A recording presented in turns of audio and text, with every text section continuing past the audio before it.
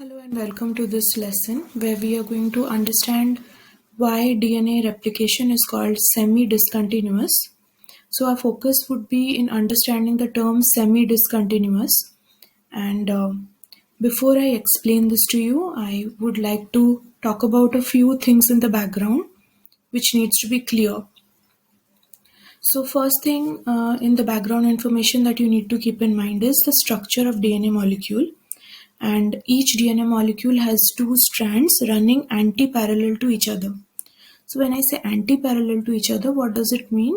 It means that if you look at the sugar phosphate backbone of the DNA molecule, there are two backbones and both the backbones run opposite to each other. That's why we say, and that is because that is the only way in which the DNA can maintain its helical shape and maintain the width throughout the molecule. Otherwise, it will be twisted and it will not have the helical shape.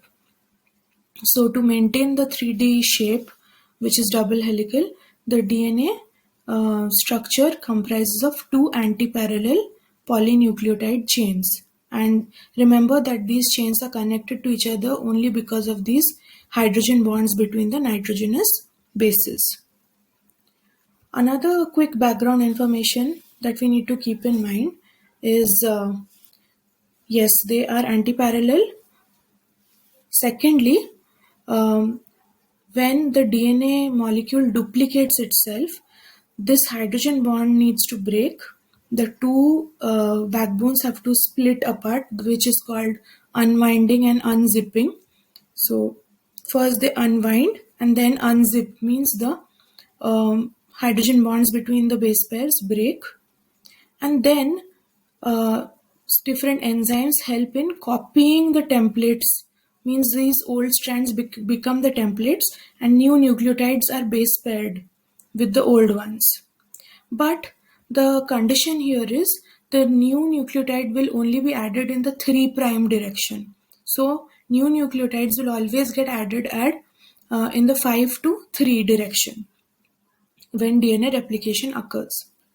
Now from here we come to more background information about why DNA replication only happens in 5 to 3 direction.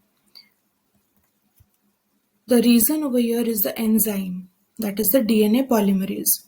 So the problem is DNA polymerase, it's not actually a problem, that is how DNA polymerase's nature or feature is, that is it can only add a new nucleotide at a free 3' OH end.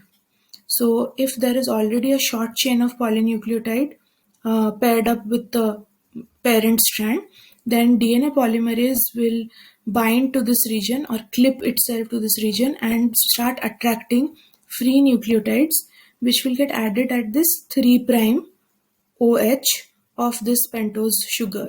This is deoxyribose sugar, and this new nucleotide will get bonded at 3' OH over here. Okay, so because the template strand is 3' to 5', obviously the copying daughter strand will be from 5' to 3' in anti-parallel direction. So DNA polymerase can only polymerize new strand in 5 to 3 direction. That is the third background information. For the next background information, which is also about DNA polymerase, and that is DNA polymerase needs an RNA primer to tell where to begin replication. That means the enzyme RNA primase will come and make a short complementary RNA strand, which is about 2 to 4 nucleotides long. It will complementary base pair it with the parent or template strand, and then only DNA polymerase will know where to start replication from. Without the primer, the DNA polymerase is lost. It doesn't know where to start DNA synthesis from or DNA replication from. Let's look at another background information about DNA polymerase before understanding why replication is semi-discontinuous. So this is something that we have already covered. That is, DNA polymerase can only add new nucleotides at 3' OH ends. Okay, they cannot add new nucleotides at the 5' end. They can only add new nucleotides at the 3' OH end. So that's why the DNA polymerase enzyme will move along the template in 3' to 5' direction, but it will add new bases only at the 3' end or 3' end. Now coming to why DNA replication is called semi-discontinuous. So we all know that the parent DNA has two antiparallel strands which unwinds and opens up before replication.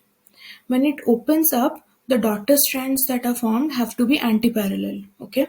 So when DNA replication happens, one of the template, which is 3' to 5', the blue one over here, that will get synthesized, or the copy of that will be synthesized continuously without interruption, because the copy is being made in 5 to 3 direction, and we know that DNA polymerase can easily copy a template in 5 to 3 direction.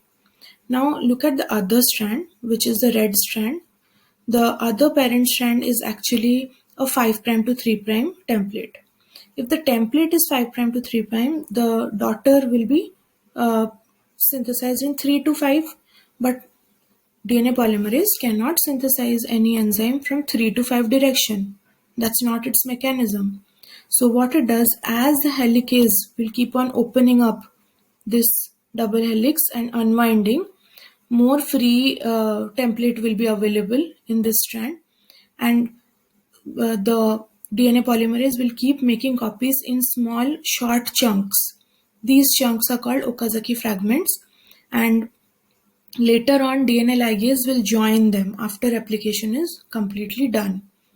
So that's the strand which we call as the lagging strand, and the lagging strand cannot be synthesized continuously because DNA polymerase cannot go in opposite direction. It cannot synthesize in 3 to 5 direction, and the uncoiling is happening in 3 to 5 direction. So it only replicates in small chunks, and again when it finishes replication, it goes back and replicates the freely opened template near the fork, replication fork. Okay. So in the next slide, we will be watching a video which will quickly summarize why DNA replication is called semi-discontinuous. So note that one strand is continuously being replicated and the other strand is being replicated discontinuously. So we cannot say that DNA replication is fully discontinuous, but we can say that it is partially discontinuous, the process of replication. Let's watch this illustration. During DNA replication, one of the two DNA strands, the leading strand, is replicated continuously, or all at once, in the 5' to 3' direction. The other strand, called the lagging strand, is replicated discontinuously, or in pieces, in the 3' to 5' direction. This is necessary because DNA polymerase, the enzyme that synthesizes a new DNA strand using a template strand, can only add nucleotides to the 3' end of a polynucleotide strand. So what you just saw is that DNA polymerase can only add new nucleotides in the 3' end. But what's happening over here is, once it is in the lagging strand synthesis, when the polymerase is going 5' to 3' and making the new daughter strand, that's all. There's no more template left. So it has to go ahead and again find template and again synthesize in 5' to 3' end, which is a discontinuous manner.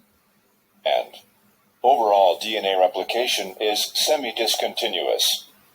To begin DNA replication, a helicase enzyme attaches to the double helix and unwinds the two strands, exposing them as templates for replication. The point at which the two strands are being separated is the replication fork. The enzyme primase attaches to each of the template DNA strands. Primase synthesizes a short RNA primer on each template strand. The primers are assembled in the 5' to 3' direction. After the primer reaches a certain length, primase drops off of the template strand. A DNA polymerase molecule attaches to each DNA template strand at the 3' ends of the RNA primers. Each DNA polymerase begins adding DNA nucleotides to extend the primer in the 5' to 3' direction. As the replication fork opens, the DNA polymerase on the leading strand template continues to synthesize a new DNA strand. However, the DNA polymerase on the lagging strand template, which can only synthesize a new DNA strand in the 5' to 3' direction, is moving away from the replication fork. Therefore, primase must again make an RNA primer on the lagging strand template, and DNA polymerase must continue making DNA beginning at the new primer. This results in a series of short fragments, known as Okazaki fragments, on the lagging strand template. The Okazaki fragments on the lagging strand template must be connected to form a complete DNA strand.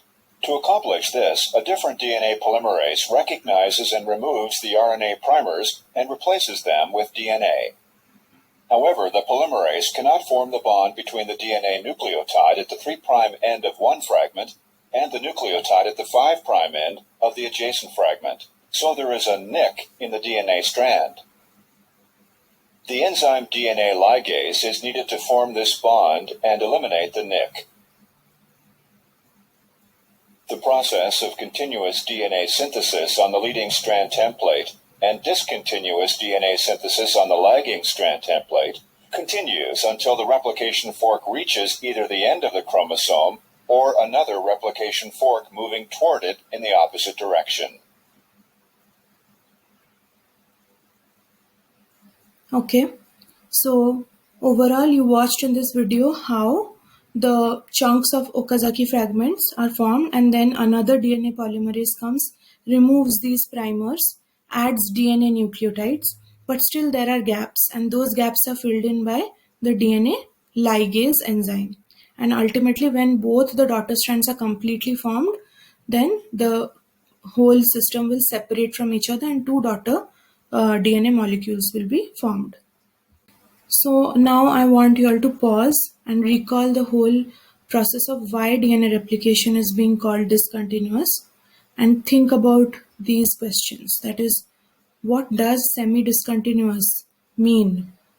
And why DNA replication is called semi-discontinuous? Will you be able to outline the whole explanation that you just watched in the video with background information? So will you be able to tell why DNA replication is semi-discontinuous and give background information before telling how the replication process is not continuous in both the strands exactly? If you are confident about this, make sure you share a summary of your understanding in the comments. Thank you.